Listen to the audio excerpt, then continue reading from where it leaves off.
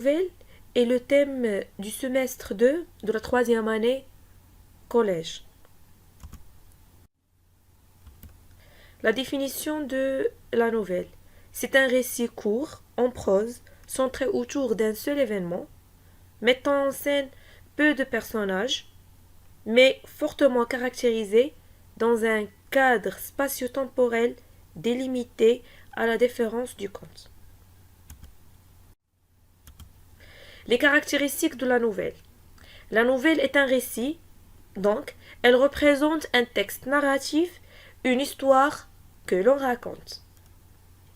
Elle est une œuvre de l'imagination lorsque les nouvellistes s'inspirent d'un fait réel, ils reconstruisent toujours l'histoire à leur manière, elle devient alors une fiction. Elle est brève et peut être lue dans une seule séance de lecture. La nouvelle se fonde sur la concision, elle est centrée sur un seul événement, au contraire du roman, peu de personnages et de lieux, tout doit être ramassé et réduit. Les nouvellistes ne cherchent pas à multiplier les intrigues et les péripéties, c'est-à-dire les actions, il se passe peu de choses entre la situation initiale et la situation finale.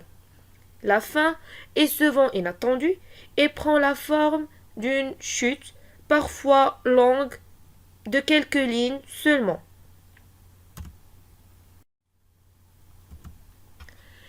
Schéma narratif de la nouvelle. Commençons par la situation initiale. Dans cette situation initiale, on trouve la présentation du personnage principal, le lieu, l'époque, le décor, etc. Le ton dominant dans la situation initiale, c'est l'imparfait. L'imparfait parce qu'on fait la description. Élément déclencheur ou perturbateur. C'est la modification de la situation initiale par un événement inattendu duquel découle toute la suite de la nouvelle. Le ton dominant dans cette partie, c'est le passé simple. Passons maintenant aux péripéties. On dit les péripéties ou bien on dit les actions. Ce sont les actions faites par le personnage principal et les personnages secondaires.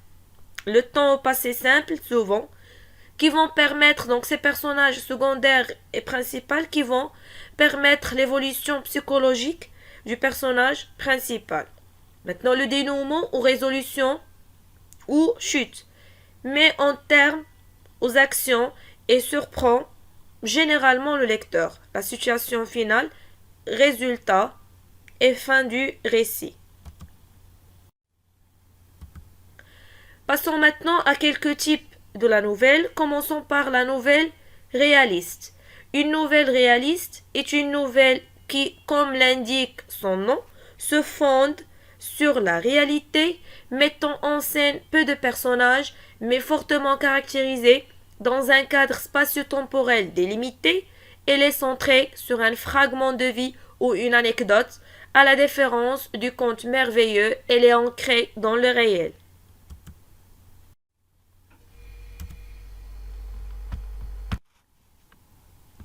La nouvelle policière. La nouvelle policière commence par un méfait, comme un vol, un meurtre, une attaque, à main ou par armée.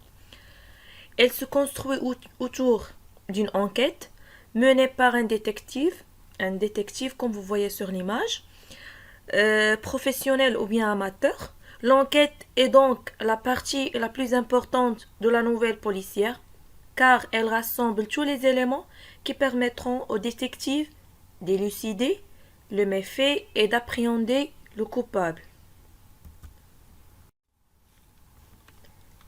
Les principaux éléments d'une enquête policière. Le malfaiteur, c'est l'auteur du délit.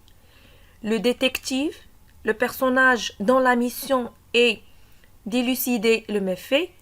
La victime, la personne qui subit le méfait. Le méfait, vol, événement mystérieux et désagréable. Le mobile, raison pour laquelle le méfait a été commis.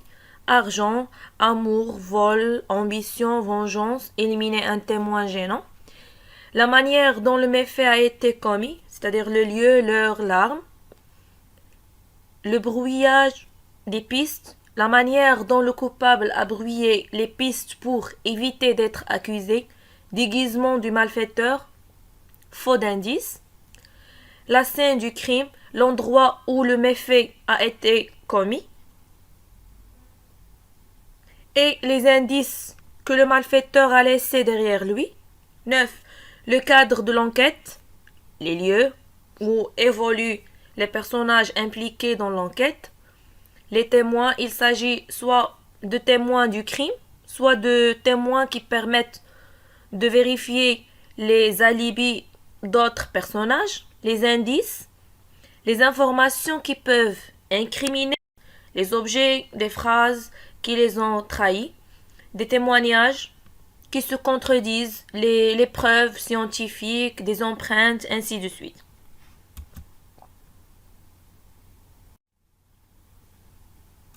Merci de votre attention.